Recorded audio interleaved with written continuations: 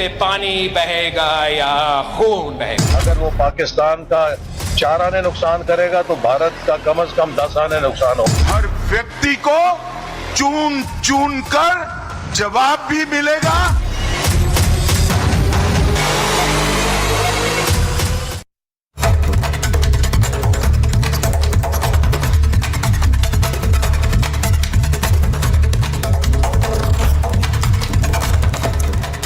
नमस्कार, आपके साथ मैं हूं सुजाता कुकरेती। आप देख रहे हैं अपना फेवरेट शो महाभारत। और महाभारत में आज बात करेंगे पाकिस्तान के कबूलनामे की, बात करेंगे उस हड़कंप की जो पाकिस्तान में मचा हुआ है, बात करेंगे उस गर्जना की जिसके चलते पाकिस्तान में आज हाहाकार मच गया। आज सबसे पहले आपको बताती हूं कैसे मोदी की हुंकार से कई की नींद उड़ गई है, क्योंकि प्रधानमंत्री कह रहे हैं कि कईयों की नींद उड़ेगी। आगे आगे देखिए क्या होता है प्रधानमंत्री के इस हुंकार से, कैसे पाकिस्तान में हाहाकार मचेगा। इसी के साथ युद्धाभ्यास को देखकर कैसे शहबाज और मुनीर आज भागे हैं। कहां है शहबाज मुनीर? कोई नहीं जाता। भारत में युद्धाभ्यास हो रहा है और शहबाज और मुनीर गायब है। इसी के साथ बिलावल भुट्टो ने आज कैसे जुर्म कबूल लिया है। बिलावल भुट्टो मान रहे हैं आतंकियों को हमने ही पाला, यानी कि पहलगाम हमला हमने ही कराया।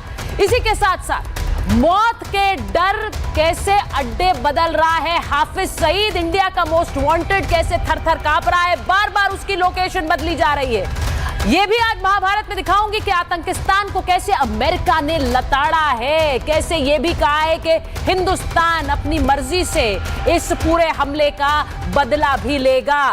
आज महाभारत में सबसे पहले आपको दिखा रही हूं कि गंगा एक्सप्रेसवे पर कैसे वायुसेना ने रनवे को रणवे बना दिया। यानी वो एक्सप्रेसवे जहां गाड़ियां दौड़ती हैं वहां आज विमान दौड़े। भारतीय वायुसेना की इस गर्जना से पाकिस्तान में हाहाकार मच गया। जब भारतीय एक्सप्रेसवे पर रफेल, मिराज, जैगुआर, सुकोई उड़ान भर रहे थे तो उनकी हुंकार से पाकिस्तान में युद्ध का डर सता रहा था। आज इंडियन एयरफोर्स ने अपने इस जंगी बेड़े के साथ टच एंड गो अभ्यास किया। यह अभ्यास पाकिस्तान को बताने के लिए काफी था कि हम जब चाहे अपने जमीन के किसी भी हिस्से को रण के लिए तैयार कर सकते हैं। हमारे जाबाज युद्ध के लिए उतारे जा सकते हैं। आज आसमान में भारत के ये जेट्स उड़ान भर रहे थे तो इन पर सिर्फ भारत के लोगों की नजरें नहीं थी, इनके एक एक मूवमेंट पर पाकिस्तान की नजर थी। हमारा एक जहाज उनके 1000 गिरा सकता है और यह बात पाकिस्तान अच्छी तरह से जानता है। यह जैगुआर, रफेल, सुकोई की गर्जना सुन लीजिए। और इसी के साथ साथ सिर्फ इनकी हुंकार नहीं, इनकी हुंकार के साथ साथ आपको यह भी बताऊं कि पाकिस्तान में इस हुंकार के साथ कैसे डर का सायरन बज रहा है। जो तस्वीर आपको दिखाऊंगी ये सबसे हैरान करने वाली तस्वीर पाकिस्तान से आ रही है। जरा तस्वीर चला दीजिए। पाकिस्तान के अलग अलग शहरों में जंग के ये सायरन लगा दिए गए। पाकिस्तान में हिंदुस्तान का डर कुछ ऐसा है कि लोगों को आगे करने के लिए, आगाह करने के लिए सायरन अभी से लगा दिए गए। भारत हमला करेगा, भारत युद्ध छेड़ेगा, इस तरह के बयान तो पाकिस्तान के मंत्री देते जा रहे हैं। और इसीलिए पाकिस्तान के कई शहरों में जैसे एबटाबाद, साउथ वजीरिस्तान, नॉर्थ वजीरिस्तान, वहां पर ये सायरन लगाए गए हैं। यानी यहां हुंकार भर रहे हैं हमारे लड़ाकू विमान और वहां युद्ध का सायरन बजना शुरू भी हो गया है। पाकिस्तान के डर का आलम आपको सुनाती हूं कैसे पाकिस्तान में ये सायरन बज रहा है, जरा सुनिए।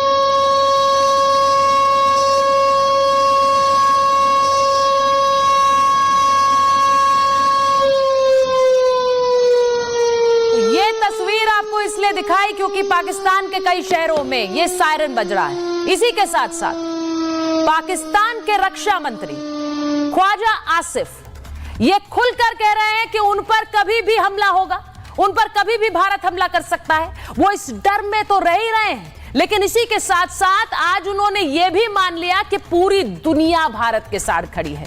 उनका यह बयान जिसमें उन्होंने कहा कि पूरी दुनिया भारत के साथ है, मुस्लिम देश भी भारत के साथ हैं, यह दिखाता है कि ख्वाजा आसिफ अच्छी तरह जानते हैं पाकिस्तान अलग थलग पड़ गया है।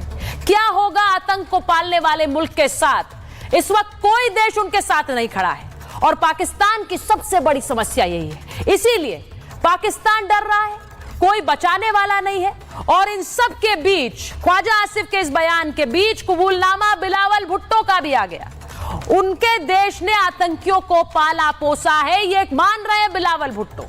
वो कह रहे हैं कि हमने सांप को दूध पिलाया है। आतंकिस्तान बनने की कहानी खुद बिलावल सबके सामने मान रहे हैं। यानी रक्षा मंत्री के बाद पाकिस्तान के एक और नेता का कबूलनामा कि पहलगाम के पीछे और कोई नहीं, वो आतंकी हैं जो पाकिस्तान से जिनकी कहानी शुरू होती है। ये आपको तस्वीर दिखा रही हूं। और इसी के साथ साथ आज महाभारत में यह भी दिखाऊंगी कि कैसे पाकिस्तान को अब हाफिज सईद के खात्मे का डर सता रहा है, क्योंकि पाकिस्तानी सेना ने हाफिज सईद को उसका ठिकाना बार बार बदल रहे हैं। वहां की एसएसजी उसे सुरक्षा दे रही है, बार बार उसका ठिकाना बदला जा रहा है। पाक आर्मी ने हाफिज सईद के चारों तरफ एक छावनी खड़ी कर दी है। आईएसआई ने आतंकी हाफिज की शिफ्टिंग के काफिले में 3 बुलेट प्रूफ गाड़ियां शामिल कर दी हैं। यह सब हो रहा है हाफिज सईद को बचाने के लिए। इन सब पर आज बात करूंगी, लेकिन पहले यह रिपोर्ट आप देखिए।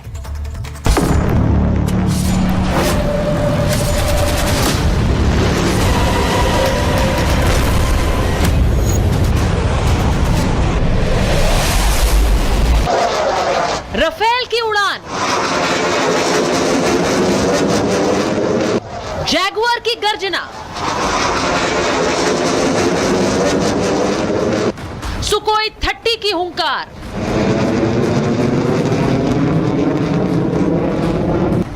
मिराज 2000 का दम, हर्क्यूलिस C-130। इन सब ने जब उड़ान भरी तो यकीन मानिए आतंकियों के प्राण सूख गए होंगे, क्योंकि ये सिर्फ उड़ान नहीं, ये चेतावनी थी। कान खोल के सुन लो पाकिस्तान, अब रनवे सिर्फ एयरबेस में नहीं, सड़कों पर भी है। जब भी जरूरत पड़ेगी हिंदुस्तान के रनवे रण के लिए भी तैयार है।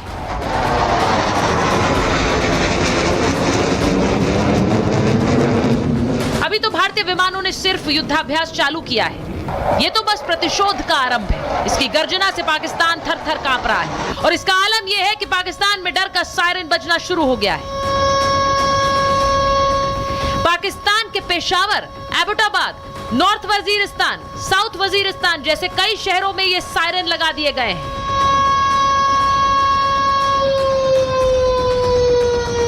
जंग के डर में ये सायरन बजने लगेंगे।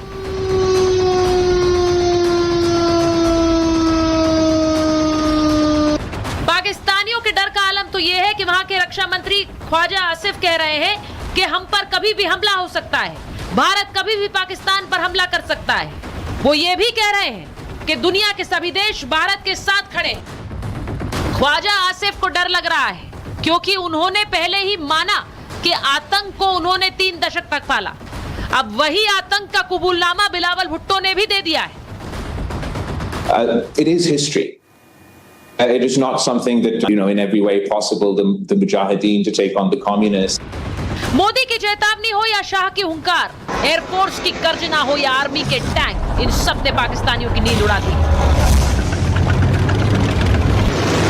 अरब सागर में भी एंटी शिप, एंटी एयरक्राफ्ट युद्धाभ्यास शुरू हो गए हैं। ये भारतीय नौसेना का जंगी जहाज INS सूरत है, जिसे देखने भर से पाकिस्तान की रूह कांप रही है। अरब सागर में एंटी शिप और एंटी एयरक्राफ्ट फायरिंग की प्रैक्टिस की गई। मोदी की खुली चुनौती के बाद तीनों सेनाओं की ऊर्जा दुगनी हो गई, तो वहीं भारतीय सेना के पराक्रम को देखकर पाकिस्तान में बैठे शहबाज या मुनीर सबके हलक सूख रहे हैं, क्योंकि उन्हें पता है कि भारत कभी पीठ में खंजर नहीं भोंकता, सीधे आक्रमण करता है।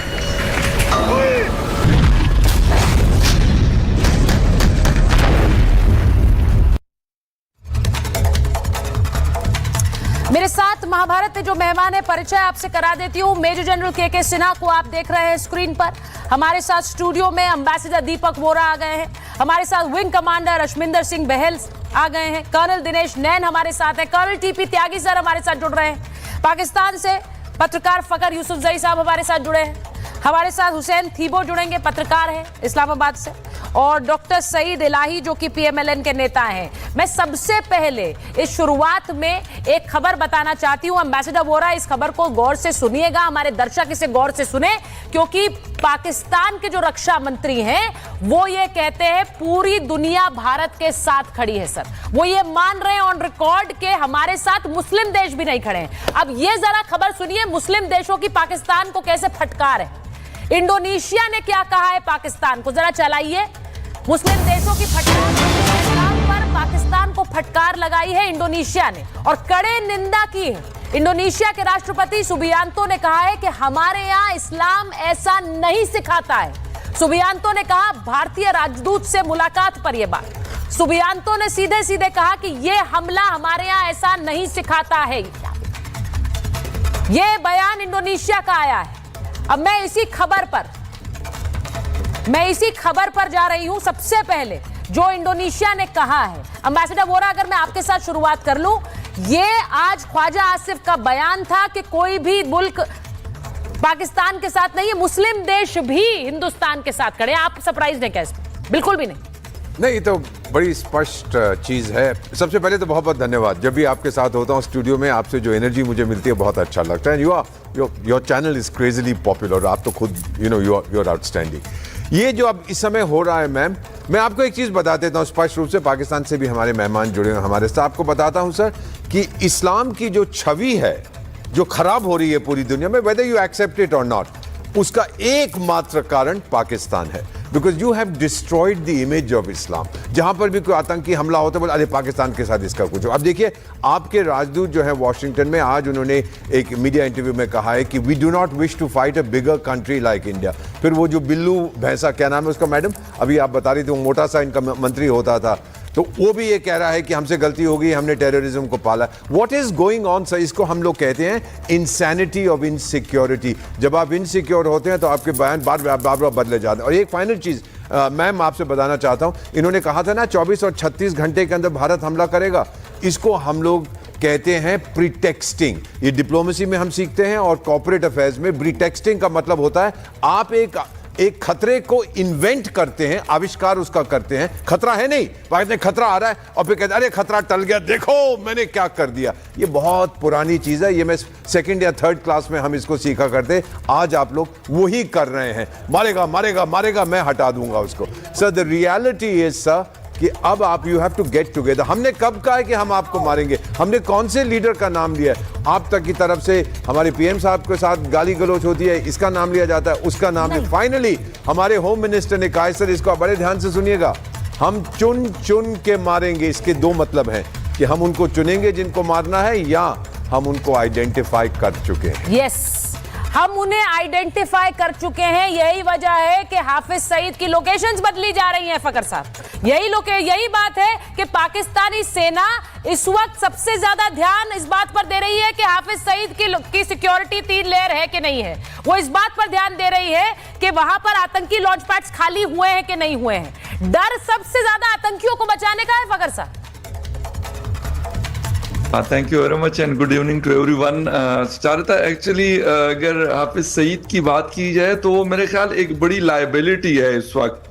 अगर उसके ऊपर इतनी सारी सिक्योरिटी लगाई जाएगी तो मतलब हिंदुस्तान के हवाले से आपने खुद कहा कि हमारे डिफेंस मिनिस्टर और हमारे बाकी जो मिनिस्टर्स है कह रहे हैं। उस दिन हमारे इंफॉर्मेशन मिनिस्टर ने रात 2 बजे एक वीडियो मैसेज जारी कर दिया कि मतलब हमें एक इंटेलिजेंस इंफॉर्मेशन मिली है कि हिंदुस्तान अटैक कर सकता है। तो वो अगर हाफिज सईद को संभालेंगे तो फिर हिंदुस्तान के साथ क्या करेंगे? वो इतने कोई बड़े आदमी नहीं है कि वो कोई उनके लिए किसी जमाने में शायद होते होंगे, मैं मानता हूँ आपकी ये बात की बड़ी उनकी एक हुआ करती थी कि आज जी बहुत एक सुपर हीरो माने जाते होंगे किसी जमाने में। लेकिन आजकल एक तो ये कि उनके ऊपर कोई मेरे ख्याल नहीं है कि सिक्योरिटी वालों को इतना वो है कि वो इसके ऊपर अपना टाइम लगाए, बल्कि वो तो मेरे ख्याल में अब चाहते हैं ये कि यार किसी तरीके से मतलब ऐसे या ऐसे लोगों से जान छूटे। वरना ख्वाजा आसिफ का स्टेटमेंट स्काई न्यूज के साथ और फिर उसके बाद बिलावल भुट्टो जरदारी, दो, एक डिफेंस मिनिस्टर और एक जो है फॉरेन मिनिस्टर रह चुके और एक पार्टी के चेयरमैन है पाकिस्तान पीपल्स पार्टी के। तो ये आम बात नहीं है कि अगर वो किसी इंटरनेशनल टीवी चैनल्स के साथ बैठकर ये इंटरव्यू दे रहे हैं, इट्स मीन कि लगता है कि भाई हमने अगर पास्ट में जो गलतियां की वो अफगान वार की सूरत में हो या 1990 में कश्मीर की सूरत में हो, दोनों को वो कर रहे हैं। और मेरे ख्याल अगर ये कर दिया जाए तो शायद इसका फिर आगे, आज बेशक इसका रिजल्ट ना आए, बट इन फ्यूचर हो सकता है कि हालात फिर उससे बेहतर हो, इस रीजन में भी बेहतर हो सकते हैं। और हमारे बाकी दुनिया के साथ जो आप लोग बात कर रहे हैं कि जी पाकिस्तान का कोई साथ नहीं दे रहा, मैं आपको सिर्फ एक बात करूंगा फिर खत्म करूंगा कि देखें, गलत चीज के ऊपर कोई बेशक साथ ना दे, लेकिन बाकायदा पाकिस्तान के फॉरेन मिनिस्टर इन कांटेक्ट है with Doha, with Riyadh, with Abu Dhabi, with जिसे कहते हैं कुवैत, ये सारे लोगों से बातचीत चल रही है। ऐसा नहीं है कि इस दफा कोई, मैं ये चीज आपको अगर बात तो वो करेंगे, बात तो वो यूनाइटेड नेशन से भी कर रहे हैं, सपोर्ट मिलती रही, बात तो वो अमेरिका से भी कर रहे हैं, वो सपोर्ट हिंदुस्तान ट्रम्प से भी कह रहे हैं, यूनाइटेड नेशन से भी कह रहे हैं कि रोकिए इन्हें, कोई रिटेलिएशन ना हो, इन्हें रोकिए। वो बात क्या कह रहे हैं ये इंपॉर्टेंट है, वो बात कर रहे हैं ये इंपॉर्टेंट नहीं है, वो बात क्या कह रहे हैं वो इंपॉर्टेंट है कि रिटेलिएशन ना हो, भारत हमला ना करे, इसको डीएस्केलेट कीजिए। सोते जागते उन्हें सिर्फ सपने इसी बात के आ रहे हैं। सायरन बज रहे हैं, ये सायरन क्यों इंस्टॉल किए गए हैं भाई? थीबो साहब जरा थीबो जी को लीजिए स्क्रीन पर, ये सायरन क्यों इंस्टॉल किए गए मुझे समझ नहीं आ रहा है। पाकिस्तान में ये जगह जगह सायरन लगा दिए भाई कि सायरन बजेगा तब सब भागिए आप, क्योंकि जंग होने वाली है, हिंदुस्तान हमला करने वाला है तो आप भागेंगे। ये सायरन क्यों लगाए भाई थीबो जी? अच्छा, आपने जी इंट्रो में बताया कि हमने ये प्रिपरेशन की हुई है, हमने वो प्रिपरेशन की हुई है, हमने एक्स प्रिपरेशन की है। फिर एम्बेसडर साहब मेरे बड़े अच्छे दोस्त हैं, मेरी अभी इनसे दोस्ती हो गई है बिल्कुल पक्की पक्की। एम्बेसडर साहब ने तो कहा कि ये हम प्रीटेक्टिंग इसका वर्ड है और ये सिर्फ हम डराने के लिए कर रहे हैं, हम तो कुछ नहीं करने जा रहे हैं, हम तो कोई जंग। तो भाई ये तमाशा किस चीज का है? जंग करे ना। मेरा तो दोस्त है, उसके ड्राइवर ने फोन किया, उसने कहा सर मुझे छुट्टी दे दे, मैंने जंग देखने जानी है, इंडिया जंग कर रहा है। हम तो इसको तमाशा समझ रहे हैं। You people are jokers. देखिए आप इतने दिनों से हमें इंतजार कर रहे हैं, जंग करें। ये तमाशा आप लोगों ने जंग और खून खराबे को तमाशा ही बना रखा है। आप अगर संजीदगी समझते तो आप अपने देश को बेहतर करने के लिए बहुत पहले काम करते। आपने नहीं किया, आप लोगों के लिए खून खराबा तमाशा है, ये सायरन भी तमाशा है। मैं तो आपके देश का तमाशा दिखा रही हूं कि आप वैसे यहां पर बैठकर बड़ी बड़ी बातें करते हैं, लेकिन देश में आप लोग सायरन इंस्टॉल करते हैं क्योंकि आपको डर है कि हिंदुस्तान हमला ना कर दे। हम कोई बात नहीं कर रहे हैं, सारे बयान आप ही के आ रहे हैं। बिलावल भुट्टो क्या कह रहे हैं? मेजर जनरल सिन्हा, बिलावल भुट्टो क्या कह रहे हैं? मैं तो सिर्फ ये पूछना चाहती हूं, कर्नल त्यागी क्या कह रहे हैं बिलावल भुट्टो, जरा बताइए। वो मान रहे हैं कि हमने आतंकवाद को, हमारे देश से शुरुआत हुई, हमारे देश में आतंकवादियों को हमने पाला, ये पहली बार है कोई कबूलनामा? ये अब डर रहे हैं, इसीलिए ये अमेरिका में ट्रंप के पास भागते हैं, ये अमेरिका में वहां यूनाइटेड नेशंस के पास जाते हैं। ये अभी भी बात कर रहे हैं कि कुछ डी-एस्केलेशन हो। हम तो कुछ नहीं कह रहे। मेरे जनरल से ना देखिए बिलावल जी, अम्बासडर मेरे जनरल आप बोलिए पहले, मैं आ रही हूँ, कर्नल त्यागी आ रही हूँ। किससे सवाल है जी? मेरे जनरल से ना। हाँ देखिए सुचारिता, जो ख्वाजा हाफिज कह रहे हैं 30 साल से हम आतंकवाद के साथ जूझ रहे हैं और हमारे देश को भी खा रहा है। बिलावल आज कहते हैं सेम कि हम लोग भी यही कर रहे हैं। तो देखिए ये एक चीज़ तो ये नहीं कि ये पहली बार मान रहे हैं, इन्होंने तो यूएन में भी माना है, अमेरिका के पटल में भी माना है, 70,000 से भी ज़्यादा हमारे यहाँ आतंकवादी हैं और ये भी मानते हैं हमारे यहाँ 27 तंजीमें हैं। ये तो खुल करके इन्होंने लिस्ट भी दी है। बात उसकी नहीं है, बात यदि आप लेंगी पहलगांव में जो इन्होंने किया है, वहाँ पर पहली बार जो हमास ने किया था एक कत्लो गारत की है ऑन रेडिकलाइज्ड लाइन। Yes. जो ये जिहाद चलाया है और 2 नेशन थ्योरी के बाद जो इनके सबसे बड़े यदि आप मानेंगे आतंकवादी जो हैं आसिम मुनीर साहब और उनके जो अभी NSA बनाए गए हैं जो ISI के चीफ हैं, इनका ये मानना है कि शायद इन्होंने जियो स्ट्रैटेजिकली कुछ किया है और किया भी है। बांग्लादेश के अंदर में ये सोचते हैं, बांग्लादेश का भी एक इन्होंने मसला खड़ा करके ये मांगते हैं कि 71 में जो गलती की थी वो मिल जाए और फिर हम पूरे तरफ से भारत को घेर लिया। ये तो सपने बहुत अच्छे हैं इनके और इसलिए हुआ है ये। यदि आप लगातार, इतना समय नहीं है आपको बताने का, यदि आप इसको मिनट टू मिनट पढ़ें तो जो चीज डिफीट वेस्ट एशिया में हो रही है वो ग्रेविटेट कर रही है पाकिस्तान के अंदर में। और इसलिए तुलसी गबार्ड हो, JD वैन हो या विश्व के सारे देश आज इसलिए है कि इनके जिहादियों का, थोबे साहब को आप सोच रहे थे ना 71 में भी तो बोलते थे जंग करके देखिए, जंग 1 साल लगा था हमें, उसके बाद 93,000 साले प्रिजनरों को मुंह में डूब मरो तुम लोग, भाग गए छोड़ करके, आपको छोड़ गए भारत के खिलाफ। 99 में कारगिल वॉर में ऐसा ही ये थोबो टाइप जो लोग हैं ना, फकर तो थोड़े से मिलते हैं, यही चिल्लाएंगे ये जिहाद, व्हाइट कॉलर जिहादी है ये लोग, जिनको हम लोग सुनते हैं बहुत अच्छा। देखिए आज बात क्या हो रही है, बात ये हो रही है, सुनिए ना, आपने गंगा से शुरू किया जी। When the general is speaking, एक मिनट सुचारिता, जरा इनको बताऊं, जरा मैं 2 डिवीजन इन्होंने POK में डाला है, इनकी आर्मर्ड डिवीजन आगे हम मिनट टू मिनट देख रहे हैं। जैसे बंदर उछलते हैं ना ऐसे उछल रहे हैं ये लोग उधर नीचे। हमने तो एक हमारा जवान पैर नहीं रखा वहां। इनके सारे मुसलमान जो आए थे पाकिस्तानियों से जिहादी, उनको हमने भेज दिया। अभी तो हमने अपने फॉर्म बेस को सिक्योर कर रहे हैं। इनके जितने भी लोग थे ना, इनको एक्सटेंडेड, उनको चुन चुन के मारा जाएगा और चुन चुन के लास्ट जो है वो इनका जिहादी जो इनका बना है ना अभी वो जो कहता है 2 नेशन थ्योरी, एवन थोबो साहब याद रखिए, ये व्हाइट कॉलर टेररिस्ट भी नहीं छूटेंगे। अब वहां तो सबसे ज्यादा जंग वहां है और हमारी जंग तो इनको पूरा बिखरने का है। इनके पाकिस्तान सेना अध्यक्ष के खिलाफ कितनी कंप्लेन्स हैं ये तो वहां की जनता जानती है। लेकिन ये बात अलग है कि अभी इनका देश प्रेम ऐसा जागा हुआ है कि वहां बैठकर कह रहे हैं कि हम तमाशा देखेंगे। आप तमाशा ही देखेंगे सर, तमाशा ही देखेंगे। जब मैं सिर्फ ये कहना चाहती हूं कि आज जो तस्वीर हमारी वायुसेना ने दिखाई है, मैं एक बार जरा ये खबर बताऊंगी और उसके बाद जा रही हूं एयर कॉमोडोर AS वहेल के पास। भारत के एक्शन से पाकिस्तानी सेना में जो खलबली है, गिलगिट बल्टिस्तान में सैनिकों की तैनाती कर दी गई। गिलगिट बल्टिस्तान के अस्तौर में सेना की तैनाती की गई है। अस्तौर के ऊंचे इलाके में यह तैनाती बढ़ाई गई है। अब यह सब क्यों हो रहा है?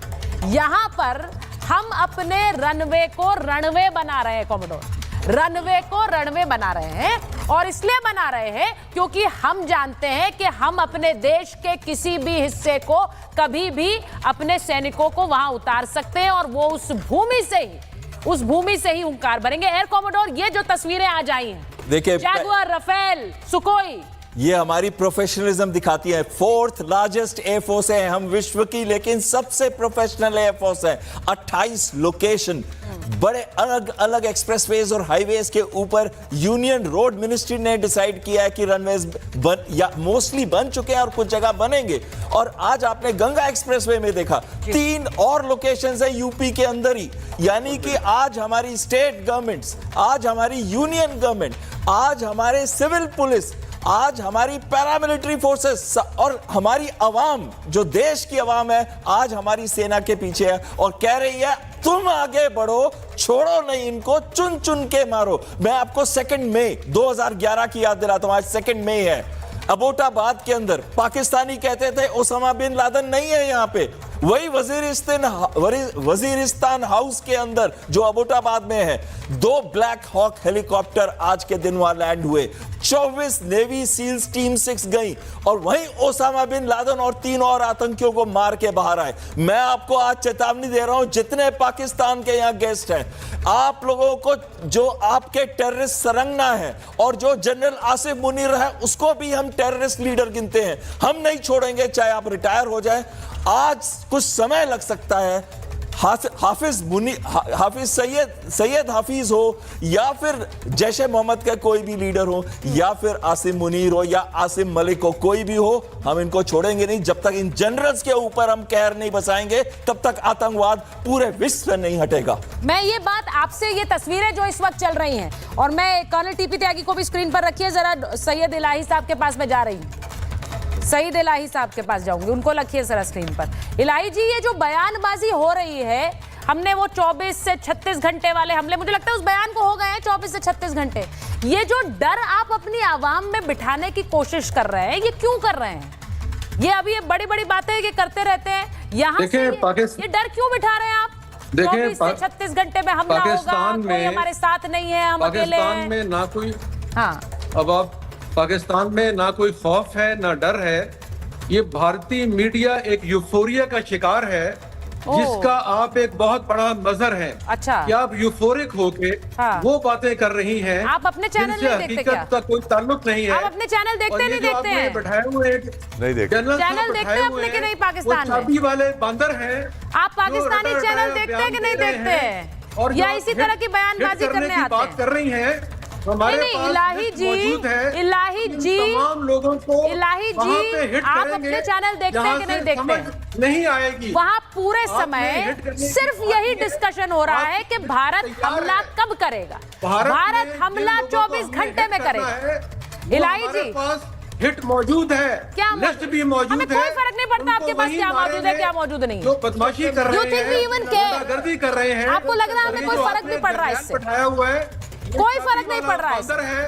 आपके अपने नेता ये बयान दे रहे हैं। एक मिनट, इलाही जी, इलाही जी सुन लीजिए, इलाही जी का आवाज मत करिए। इलाही जी को जरा बताइए कि इन्हीं के मंत्री हैं। इलाही जी की आवाज कम करिए।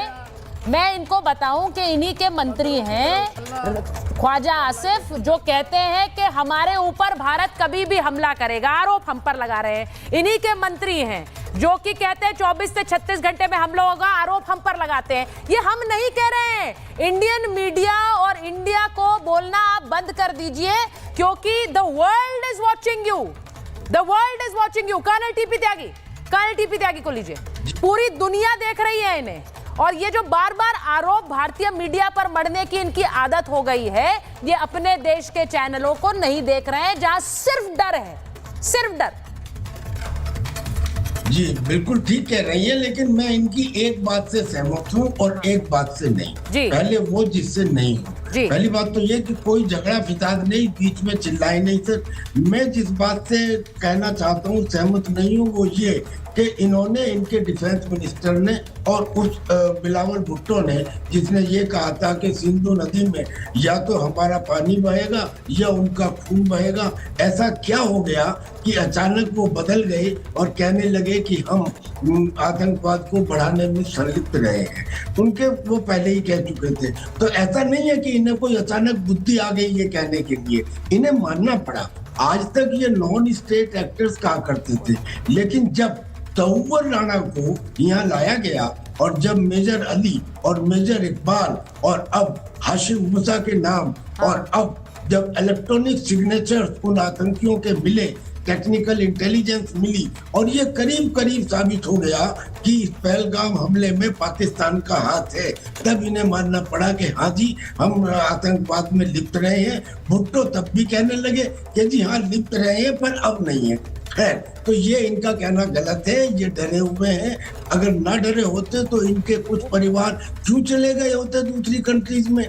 इनकी फौज के अंदर डेजर्शन क्यों हो गए होते? क्यों बहावलपुर में जैसे मोहम्मद को खाली करा लिया होता? क्यों इन्होंने ऑर्डर पास किए होते कि जो भी लॉन्च पैड के ऊपर आतंकी हैं वो आर्मी में नियरेस्ट आर्मी कैंप में चले जाओ? लेकिन मैं इनकी एक बात से सहमत हुई, और जो सहमत हूँ सर वो ये है, जब इन्होंने कहा कि हाफिज सईद हमारे लिए लायबिलिटी बन गया है। मैं इसलिए कह रहा हूँ कि हाफिज सईद के ही बड़े सलाहकार, यानी कि उसमें अबू कताल हो या अब्दुल रहमान हो, ये जो है हाफिज सईद के लोगों को इन्होंने मारा है। और जब उपयोगिता खत्म हो जाती है तब ये आतंकियों को खुद ही वहाँ की ISI क्या करती है पता नहीं, लेकिन वो न्यूट्रलाइज हो जाते हैं। अल जवाहिरी के केस में भी देखा, ओसामा बिन लादेन के मुझे केस ऐसा में भी लगता देखा। है और जो करण त्यागी कुछ गिने चुने लोग हैं जो हकीकत को खुलकर मानते हैं। उनमें से एक फकर साहब हैं। उन्होंने जब ये माना है, आज वो खुद ही कह रहे हैं कि हम एक लाइबिलिटी को पाल रहे हैं। ये पाकिस्तान न जाने कब से जानता है, लेकिन उस लाइबिलिटी को पालना अब तो इनके लिए वो डर हो गया है।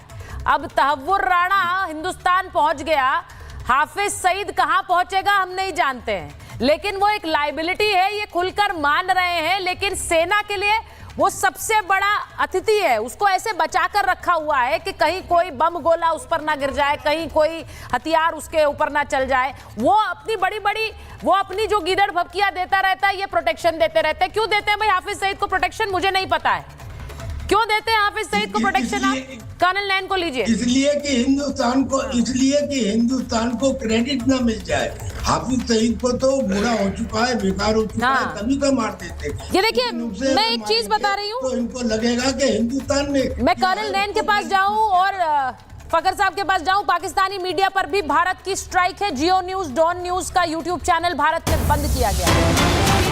का यूट्यूब चैनल भी बंद किया गया है, यानी ये सारे चैनल्स अब भारत में बंद किए गए हैं। ये डिजिटल स्ट्राइक, मैं कहती हूं कि वाटर स्ट्राइक और डिजिटल स्ट्राइक यही इन्हें मार देगी। अब इसके बाद और सी स्ट्राइक की जरूरत क्या है? और किसी स्ट्राइक की जरूरत है क्या? ये जो वाटर स्ट्राइक है और ये डिजिटल स्ट्राइक है, इसी से ये निपटते रहे। हमें और बाकी स्ट्राइक की क्या जरूरत है? बिल्कुल, ये भी बड़ी बात है। वाटर स्ट्राइक तो बहुत ही अहम स्ट्राइक है। अगर आप देखिए, चेनाब पे हमारे 3 हाइड्रो इलेक्ट्रिक प्रोजेक्ट हैं, जेलम पे 3 हाइड्रो इलेक्ट्रिक प्रोजेक्ट हैं, और हमने तो पानी खोला था सलाल डैम का, हमने तो पानी खोला था उरी डैम का। वहां पे फ्लड्स आने शुरू हो गए पाकिस्तान में। पहले तो कहते हैं हमारा पानी रोकते हो, जब पानी देते हैं तो कहते हो फ्लड्स कर देते हो। लेकिन ये याद रखिएगा आप कि इंडस वाटर ट्रीटी को सस्पेंड करने से जो आपको नुकसान होने वाला है 25% जीडीपी पे इफेक्ट करेगा। और आपके जितना भी एरिया सिंध का नॉर्दर्न है और पंजाब के कैनाल्स आपको कुछ नहीं कर पाएंगे। पानी नहीं होगा तो कैनाल्स कहां से चलेंगे? और उस समय देखना, सिंध भी अलग होने की सोचेगा, बलूचिस्तान तो सोच ही रहा है, तहरीके तालिबान पाकिस्तान भी घुस चुका है। और आप जो खैबर पख्तूनख्वा में सायरन बजा रहे हैं, वो आपसे ये पूछ रहे हैं, जहां बजाने चाहिए वहां तो बजा नहीं रहे, और जहां नहीं बजाने चाहिए वहां बजा रहे हो। हाँ भाई, ये सायरन, अरे सायरन पे कुछ नहीं बोले थीबो जी, बात पलट दी उन्होंने। सायरन पे कुछ नहीं बोल रहे, सायरन बजना है वहां पर। लोगों को बताया जा रहा है जंग के मैदान में सायरन बजेंगे। कर्नल नैन, सायरन बज रहे हैं साउथ वजीरिस्तान, नॉर्थ वजीरिस्तान में, एबटाबाद में। सुचारिता, रिक्वेस्ट यू कि थेबो को जरा लाइन पे लेके आ जाओ। इन्होंने तमाशे की बात की थी, जरा थेबो जी को लीजिए भाई, कर्नल नैन और थेबो जी को लीजिए। थेबो साहब, तमाशा ये होता है कि जब हिंदुस्तान कहता है कि एक्शन लेगा, तो कभी जरबे हैदरी, कभी फिजाए बदर, कभी हिम्मत मोमिन, और कभी जहाजों को इधर ले जा रहे हो, कभी उधर ले जा रहे हो। F-16 को उठा करके ग्वादर में छुपा दिया, इसको बोलते हैं तमाशा। तमाशा ये होता है कि जब आपकी पूरी पाकिस्तान की जनता गैस गेम में लगी होती है, भारत कब करेगा, किधर करेगा, क्यों करेगा। 2 बजे खड़ा होके अतुल्ला तरार कहता है 24 से 36 घंटे में कर देगा। और उसके बाद तमाशा यह होता है कि इमरान खान, जिसको आपने जेल में डाला है, उसकी बीबी के पास 2 जिन हैं जो मोटरसाइकिल पे बैठ के पिछले कई महीनों से 25 से 30 के करीब आतंकवादियों को ठिकाने लगा सकते हैं। इसको तमाशा कहते हैं। तमाशा यह होता है कि जब हम कहते हैं कि आपका पानी रोक दिया और आप बड़ी बड़ी बक करते हैं ऊपर से नीचे तक, और हम बोलते हैं रोक दिया तो कर लो, क्या किया, क्या उखाड़ लिया, इसको तमाशा बोलते हैं। और अब असली तमाशा यह है, हमने कभी नहीं कहा कि पाकिस्तान पे अटैक है, हमारा अटैक है आतंकवादियों पे, आतंकवादियों के प्रिपरेटर्स पे। तो चाहे आपका प्राइम मिनिस्टर शहबाज हो, चाहे आपको इशाक डार हो, चाहे आपका हाफिज हो, चाहे आपका उसके अंदर आपका फॉरेन मिनिस्टर हो, जिसने कबूला कि हाँ हम पालते हैं आतंकवादियों को, चाहे आपके नकवी हो, चाहे आपका अब्बास हो, चाहे आपका मुनीर हो, चाहे आपका आसिम और वो मलिक हो। और जिस आसिम मलिक को अभी एनएसए पे बैठाया गया है ना, पहले एनएसए हमेशा रिटायर्ड लोग होते थे, आज एक सर्विंग सोल्जर को बैठा के एक तरीके से गला घोट दिया। ये होता है तमाशा। और असली तमाशा मैं आपको बताऊं, पानी रोक दिया, आपकी रेगुलरनेस बंद कर दी, ये होता है तमाशा। और इस तमाशे के इतने चमाटे मारेंगे कि समझ में नहीं आएगा कि क्या हो गया। अभी वेट करो, भारत कोई आपके कहने से अटैक नहीं करेगा। पूरी दुनिया ने कहा युद्ध मत करो, हमने बोला हम कब ने युद्ध की बात कर रहे हैं, हम कह रहे हैं आतंकवादियों को नहीं छोड़ेंगे। और पाकिस्तान ने, कर्नल नैन आपने बिल्कुल सही ने समझा दिया कि तमाशा क्या होता है। जो ये अभी घर में कर रहे हैं अपने, वो तमाशा ही है। और ये तमाशा पूरी दुनिया को ये बार बार दिखाने की कोशिश करते हैं कि देखिए कैसे आतंक हमें भी परेशान किए हुए है। ये आतंक को पालते हैं और उसके बाद दूसरे पर आरोप मढ़ देते हैं। अब यूएई से भी गुहार लगा रहे हैं, ये भी चलाइए जरा। पाकिस्तान ने यूएई से लगाई है मदद की गुहार। शहबाज शरीफ ने यूएई के राजदूत से की है मुलाकात और मंत्रियों के साथ यूएई के राजदूत हमद ओबैद से शहबाज शरीफ ने मुलाकात की। यूएई, हाँ अब आप सोचिए, यूएई से मदद की गुहार लगा रहे हैं शहबाज शरीफ। ये जरा तस्वीर भी देख लीजिए। और मैं इसलिए कह रही हूं क्योंकि मुस्लिम देशों से बड़ी आस में है ये। शहबाज ने यूएई के राजदूत से मुलाकात की है पाकिस्तान में। अब ये बताइए, मैं एक चीज आपसे पूछूंगी एम्बेसडर बोरा, क्योंकि ये जान रहे हैं कि इस वक्त इन्हें कोई साथ नहीं दे रहा। जेडी वैंस ने भी कह दिया कि पाकिस्तान को भारत तो जवाब देगा and it will be a serious reply, गंभीर जवाब देगा हिंदुस्तान। वो ये मान रहा है, अमेरिका भी मान कर चल रहा है कि ये रिप्लाई दिया जाएगा।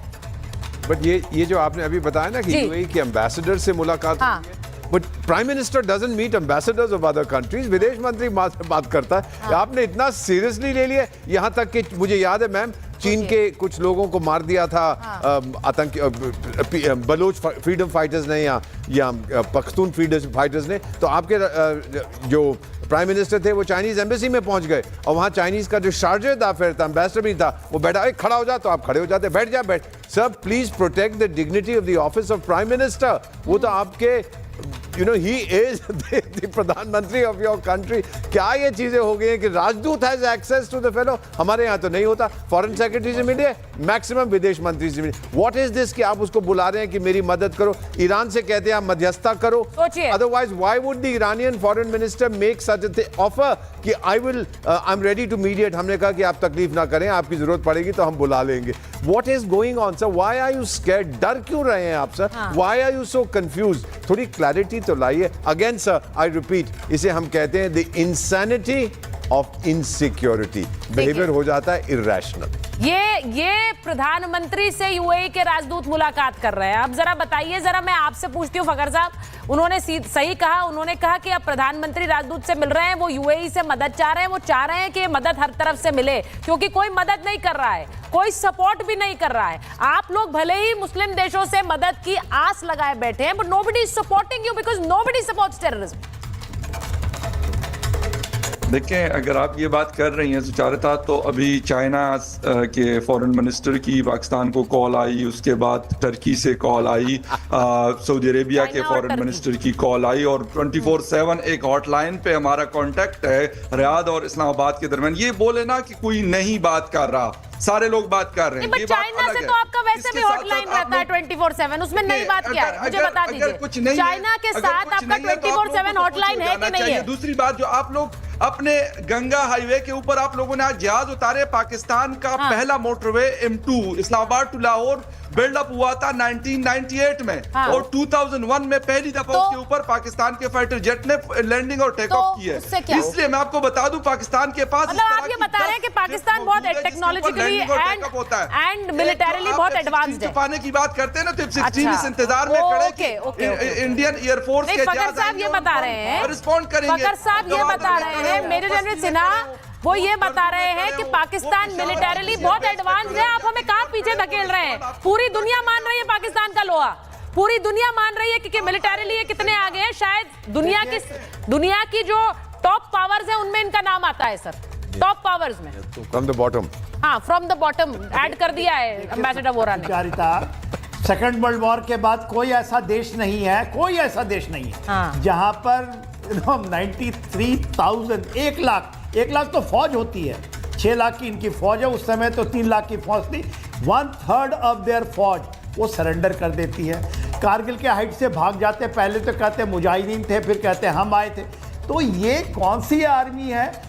इन 65 हम एचुगल कैनाल के ऊपर में लाहौर के पास बैटल ऑफ बर्की मेरी बटालियन बैठी हुई थी, जस्ट 10 किलोमीटर्स।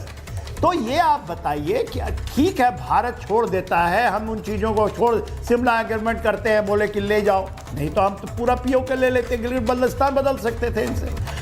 बात उसकी नहीं है। इनकी फौज के बारे में आप जितना, मेरे अंदर में इनके करीब 40 ऑफिसर ने काम किया यूनाइटेड नेशंस में। आज आपके चैनल में बता रहा हूँ, मैं मिलिट्री ऑब्जर्वर टीम लीडर था, पाकिस्तान के 40 ऑफिसर थे और 30 चाइनीज थे। ये उन समय कहते थे सर थोड़ा एक तो हमें बता दो, जो उनके प्रोफेशनल टाइप ऑफिसर थे, थोड़ा सा तो बता दो कि कैसे आप लोगों ने अपने जो हमारा रेजिमेंटेशन है, जो हमारा जज्बा, ये ऐसे घबराते हैं सुचरिता, जो इनको पता है और इसलिए बिलबिलाहट होती है। इनके केवल जिहादियों के अलावा 40 साल से जिहादियों को यूज करते रहे और वो कहते हैं उसकी स्ट्रेटेजिक एसेट है, यही उनका एटम बम है, यही इनका न्यूक्लियर बम है। ये जिहादी हाफिज सईद के पीछे पीछे क्यों घूम रहे हैं? एब्सोल्युटली फायर्ड केस है वो, उसको यहाँ से भावलपुर से उठा करके यहाँ लाते हैं, वहाँ ले, फिर मौलाना मसूद अजहर के पीछे पड़ जाए कि नहीं उन्हें उसको आतंकवादी मत डिक्लेयर करो, वो तो हमारा सैयद सलाबुद्दीन मरा हुआ आदमी जम्मू एंड कश्मीर का, उसके पीछे पड़े हुए दाऊद इब्राहिम, चल नहीं सकता, उसको वो छिपाते छिपाते घूम रहे हैं। सर वो इनकी इनकी पोल खोलने वाले लोग हैं ना, वो इनकी पोल खोलने वाले लोग हैं, तो अब इनको ढोना पड़ेगा। अब जिसको पाला पोसा है उसे ढोना तो पड़ेगा, वही हो रहा है इनका हाल। अब सीधी बात ये है थीबो जी, सबसे एक चीज बताऊंगा, हाँ, एक चीज बताऊंगा, बताइए बताइए सर, बताइए बताइए एक चीज, एक सेकंड सुचारिता, आपने बताया ना कि क्यों सायरन लगा दिया इन्होंने खैबर पख्तूनख्वा में। इनको नहीं पकड़ा है, अफगानिस्तान में एक बगराम बेस है, हाँ। वहां से चीजें आ रही हैं इनके ऊपर अब। यस। और उसके बाद जो होगा, क्योंकि अमेरिका में डोनाल्ड ट्रंप ने जैसे किया ना यूक्रेन में, सायरन जरा बजा दीजिए थीबो जी के लिए। अमेरिका चाहता है कि सायरन बजाइए जरा थीबो जी के लिए, जोर से बजाइए सायरन के थीबो जी को सुनाई पड़े वहाँ। इनको पता ही नहीं बड़ा गेम क्या खेला जा रहा है। सायरन बजाइए भाई थीबो जी के लिए, क्या खेला जाता है, वो पूरा का पूरा बलूचिस्तान में सायरन बजा दिया भाई आपके लिए थीबो जी, यही सायरन बज रहा है आपके शहरों में, सुनाई पड़ रहा है आपको? दीपक साहब हंस रहे हैं, दीपक साहब को पता है, दीपक साहब वहाँ भी लिथियम करेंगे ये। हाँ, थीबो जी ये जो सायरन बज रहे हैं आपके शहरों में, बिखर गया, आपने जवाब नहीं दिया सर, पाकिस्तान इतना क्यों डर है? सायरन क्यों बजा दिया आपने? सबको बोल दिया भाई राशन पानी इकट्ठा कर लो। थीबो जी सुनाई पड़ रहा है सायरन? थीबो साहब के ड्राइवर, किसका ड्राइवर बने हुए उनका सिग्नल भी खराब है सर, इतना टेक्नोलॉजिकली एडवांस पाकिस्तान है। फकर साहब आप बता रहे हैं ना उनका सिग्नल काम कर रहा है, ना उनका फ्रेम आ रहा है, ना उन्हें आवाज आ रही है, कितना टेक्नोलॉजिकली एडवांस है भाई आपका देश। थीबो जी सायरन सुनाई पड़ा? सुचारिता जो सायरन वाली स्टोरी है ना, वो कुछ और यकीन करे, क्योंकि खैबर पुख्तनख्वा से मेरा अपना ताल्लुक है और वहां पे पाकिस्तान तहरीक इंसाफ की हुकूमत है। ये एक मतलब इसलिए सायरन वहां पे खरीदे गए कि वहां पे लोगों ने उसके अंदर करप्शन किए, सिर्फ इसलिए। हालांकि खैबर पुख्तनख्वा तो मतलब टेक्नोलॉजिकली एडवांस है, इस करप्शन के साथ भी बन गए टेक्नोलॉजिकली एडवांस। तो ये वहां पे, हालांकि करप्शन है आपके देश में, पंजाब में लगने चाहिए थे। नहीं, पंजाब में जरूरी थी को आवाज आ रही कि नहीं आ रही, मुझे ये बताइए। मुझे लग रहा है उन्हें आवाज भी नहीं आ रही, या तो वो सुनना नहीं चाह रहे, वो जवाब नहीं देना चाह रहे हैं, उनको समझ नहीं आ रहा इसका जवाब मैं दूं क्या। फकर साहब आपने तो कुछ कवर अप किया, करप्शन की बात कर दी, वो क्या कवर अप करेंगे? मुझे तो ये समझ नहीं आ रहा। स्टोरी बता रहा हूं, नहीं वो स्टोरी ही है, वो स्टोरी ही है। थीबो जी मैं हैरान हूं, देखिए थीबो जी को ना आवाज आ रही है, ना उनको उनके सिग्नल खराब है।